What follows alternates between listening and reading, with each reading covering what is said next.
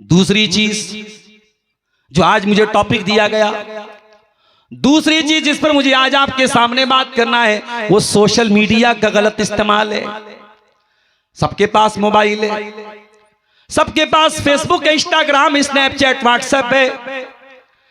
इनके जरिए हम एक दूसरे से जुड़े हुए हैं, बहुत अच्छी बात है। लेकिन कहीं ऐसा ना हो सोशल मीडिया के जरिए तो आप जमाने भर से जुड़ गए और जिनसे जुड़ना चाहिए था उनसे नहीं जुड़ पाए।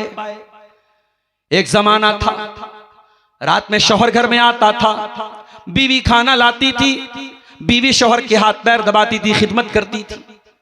आज खाना खाने के बाद और बिस्तर पे जाने के बाद बीवी के हाथ में अपना मोबाइल है, शौहर के हाथ में अपना मोबाइल है। न बीवी को शौहर की फिक्र है, न बीवी को शौहर को बीवी की फिक्र है।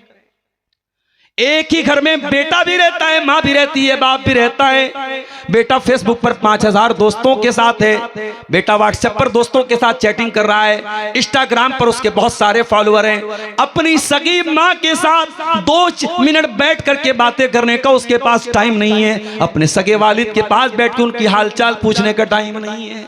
ओ सोशल मीडिया के दीवानों, कहीं ऐसा ना हो कि सोशल मीडिया पर तुम बहुत ज्यादा एक्टिव होने के बाद अपनी रियल लाइफ में तुम डीएक्टिवेट हो जाओ। नहीं मेरे प्यारे साथियों, याद रखो जब मुश्किल हालात आएंगे तो यही आपके अपने आप के काम आएंगे। एक नौजवान था, बड़े फख्र के साथ कहा करता था, फेसबुक पर मेरे 50,000 फ्रेंड्स हैं। एक्सीडेंट हो गया, हॉस्पिटल लेके जाया गया, डॉक्टरों ने कहा आपको ब्लड की जरूरत है, ब्लड चाहिए। उसने जल्दी से मोबाइल उठाया, सोचा 50,000 फ्रेंड्स हैं मेरे फेसबुक के ऊपर, कोई ना कोई जरूर मेरी मदद के लिए आगे बढ़ेगा। उसने फेसबुक पर अपनी फोटो डाली, कहा मेरे दोस्तों मुझे खून की जरूरत है, मेरा ये ब्लड ग्रुप है, फला हॉस्पिटल में एडमिट हूं, जल्दी से आ जाओ, जान खतरे में है, जिंदगी खतरे में है। मैसेज सर्कुलेट हो गया, 50,000 लोगों तक पहुंच गया। कोई एक बंदा भी मदद के लिए आगे नहीं आया। आगे कौन आया? उसका बूढ़ा बाप, उसका बूढ़ा बाप जिसको उसने 5 मिनट बात करने का टाइम भी जिंदगी में देना गवारा न किया। वो फेसबुक की चकाचौंध में मुब्तला, वो इंस्टाग्राम की चमक में मुब्तला, वो व्हाट्सएप की चमक में मुब्तला इंसान अपने बूढ़े बाप की हाल चाल भी न लेता था। जब खून देने की बात आई, जब ब्लड देने की बात आई तो उसकी मदद करने के लिए कौन हाजिर हुआ? वही बूढ़ा बाप हाजिर हुआ। कौन हाजिर हुआ? उसके गांव का, उसके साथ बचपन में क्रिकेट खेलने वाला, बचपन में दोस्ती रखने वाला, जो फेसबुक पर तो नहीं जुड़ा है, जो इंस्टाग्राम पर तो नहीं जुड़ा है, लेकिन जो उसका हकीकी दोस्त है, जो रियल दोस्त है, वही उसकी मदद के लिए आगे आया। उसी ने कहा भाई मैं तुझको अपना ब्लड दूंगा। ये होती है दोस्ती। सोशल मीडिया शो ऑफ की दुनिया बन चुकी है मेरे प्यारे साथी।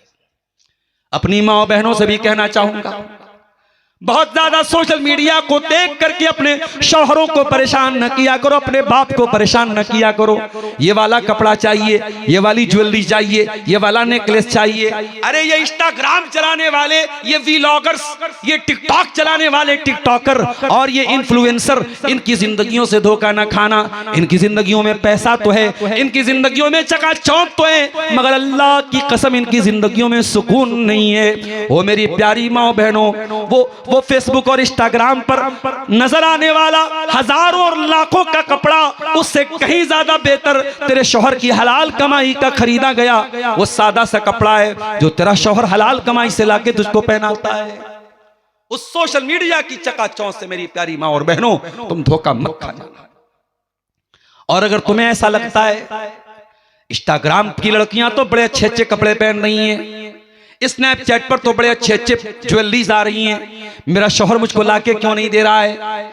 अगर तुमको ये एहसास पैदा होता है तो कभी न्यूज में जाके देख लेना कि इसी दुनिया में एक मुल्क है फलस्तीन, और उसी फलस्तीन का एक शहर है गज़ा, जहां की हजारों लाखों बहनें आज उनके शौहरों का इंतकाल हो चुका है और इस्राइल की बमबारियों में उनके घर टूट चुके हैं। उनके पास सर ढांपने को छत भी नहीं है, उनके छोटे छोटे बच्चे बिलखते हैं, उनके पास खाने को 2 वक्त की रोटी भी नहीं है। ओ मेरी प्यारी माओ बहनों, तुम कम से कम अपने घर में आराम से 2 वक्त की रोटी तो खा रही हो, ठीक है। वो महंगे महंगे कपड़े तुम्हें नसीब नहीं हो होते, सादे कपड़े पहनती हो, मगर कम से कम तुम कपड़े तो पहन रही हो, तुम्हें मकान तो मौजूद है, तुम्हें तुम्हारा इज्जत देने वाला शौहर तो मौजूद है। उन मजलूम बहनों से जाके पूछो जिनके शौहरों का इंतकाल हो चुका है, जो जवानी में बेवा हो चुकी हैं, जिनके घरों को बुलडोजर से गिरा दिया गया है, जिनके घरों पे इसराइल ने बम बरसा दिया है। हो मेरी प्यारी माँ बहनों, कभी उन मजलूम और मजबूर औरतों के हालात भी जाके देख लो,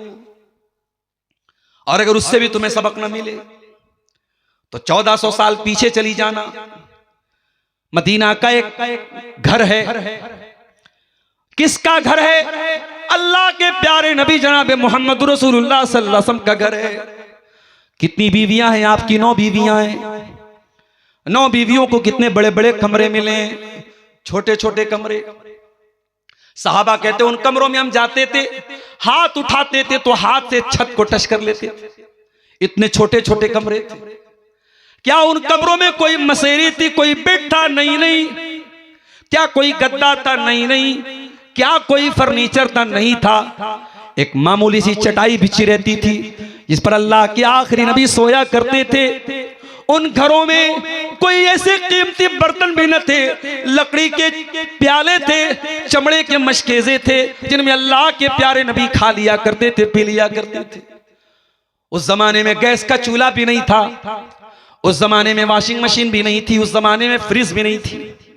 ओ मेरी प्यारी माँ बहनों, अल्लाह के प्यारे नबी से बड़ा इंसान कौन हो सकता है? और आपकी बीवियों से ज्यादा मोहतरम बीवियां कौन हो सकती हैं? आपकी 9 बीवियां हैं, उन छोटे छोटे कमरों में सारी जिंदगी गुजार देती हैं, और कभी जबान पर शिकायत का लफ्ज नहीं लाती हैं, कभी अपने शौहर से शिकायत नहीं करती हैं, कभी खाना मिला तो खा लिया, नहीं मिला तो सब्र कर लिया। अम्मा आयशा फरमाती हैं ऐसा भी होता था कि 2-2 महीना गुजर जाया करता था और अल्लाह के नबी के घर में चूल्हा नहीं जला करता था।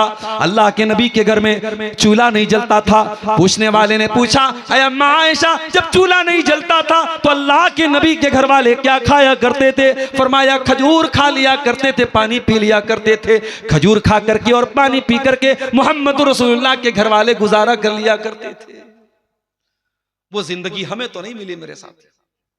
हम तो बड़े ऐशो आराम से जिंदगी गुजारते हैं। ठीक है, अभी वक्ती हालात आए तो कहीं गैस का सिलेंडर महंगा हो गया, कहीं पेट्रोल के लिए लंबी लाइन लग गई, ये वक्ती हालात है, वरना आम तौर से अगर हम देखो तो हम तो बहुत सुकून की जिंदगी गुजार रहे हैं। इसलिए मेरी प्यारी माँ बहनों, ये सोशल मीडिया से धोखा न खाना, ये सीरियलों की जिंदगी से धोखा न खाना, ये फेसबुक और इंस्टाग्राम की जिंदगियों से धोखा न खाना। अल्लाह के प्यारे नबी फरमाते हैं उन्जुरू इला मन हुवा अस्फल मिनकुम, अपने से नीचे के लोगों को देखा करो, अपने से ऊपर के लोगों को न देखा करो। जब तुम अपने से कमजोर लोगों को देखोगे, जब तुम अपने से नीचे लोगों को देखोगे, फइन्नहु अजदरु अल्लाह तज़दरू नेमत अल्लाह, तो तुम अल्लाह ताला की नेमतों को हकीर नहीं समझोगे। सोशल मीडिया ने एक काम और कर दिया, ज़िनाकारी को आसान कर दिया।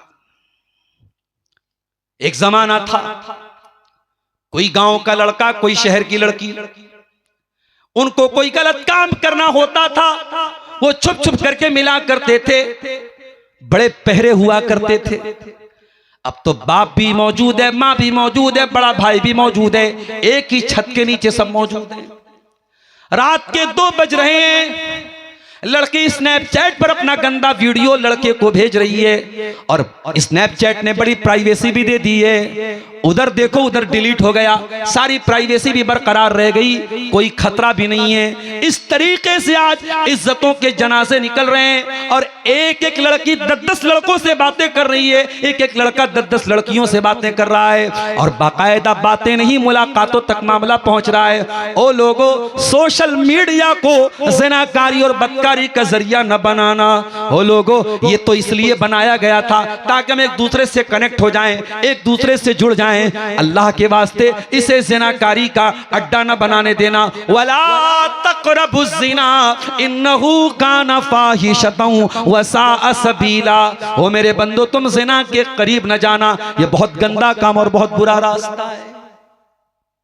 इस्लाम बड़ा प्रैक्टिकल दीन है। इस्लाम ने इतना कह के छोड़ नहीं दिया ज़िना के करीब मत जाओ।